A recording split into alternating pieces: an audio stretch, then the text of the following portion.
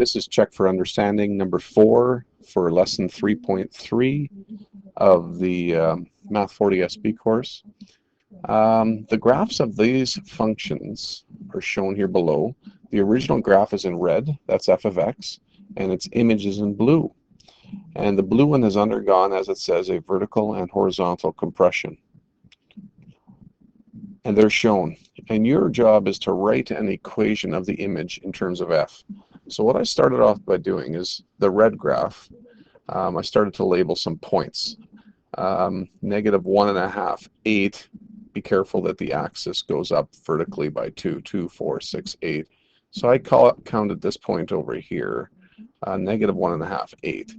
And then this point over here, negative 1, 1, etc. But then I noticed that in the question, I'll circle the 2 points that were given. They gave us this point here on the blue graph, the image, and they gave us this point here on the red graph, the original, as guidance points as to what is exactly happening with respect to the entire curve. So look down here. 3 became 1.5 for x, and 9 became 4.5 for blue. So let's start with the x value. The x value is now half in blue of what it used to be. So we're dealing with a horizontal change. A horizontal change. So that's going to be your b value. Okay? And we all know that the b value falls in front of that x value. And in front of f, as our poster describes, is our a value. Okay, so x is gone from 3 to 1.5. That's called a compression. It's become smaller. It's been compressed by 2 because that's a half of what it used to be. It's been compressed by dividing by 2 or multiplying by a half. So let's write the new rule for b. Remember, b is bad. So by putting in a 2 for b, that signifies that you're actually dividing x by 2 or multiplying x by a half. So f at 2x would represent a horizontal compression by 2. I'm just going to type that here. That is a horizontal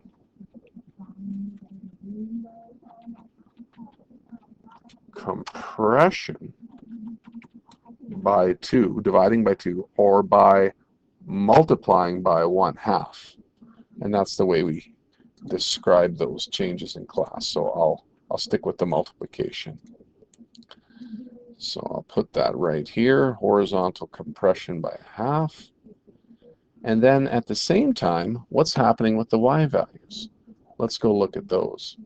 Over here, the y value has gone from 9 to 4.5. That's half of what it used to be. If y is half of what it used to be, we call that a vertical compression. A isn't bad. A does exactly what it's supposed to do. 1/2 of the y value. Y is now a half of what it used to be. So now, let's just look at this final strategy. I'm just going to group this together. Let's just double check what we've come up with. And I want to add what we did second. What we did second was a vertical compression by a half. Multiply y by a half. Okay, let's just get a look at this blue graph compared to the red graph. The red was the original. Does the blue graph seem to have x values that are half of what they used to be? Definitely. And also, do the y values become half of what they used to be? If you check them, let's check this other point right here. this point here, y on the original was -8, right here in red. Now it's -4. Is that half of what it used to be? Definitely. How about x? Over here in this point here, x was 2. Over here, x is 1. Is that half of what it used to be? Horizontal compression by 2? Yes. So let's just double check to see if we got the answer correct. We did. Doesn't that feel good? All right. Good luck with your assignment. Make sure you refer to the calendar as to what was assigned.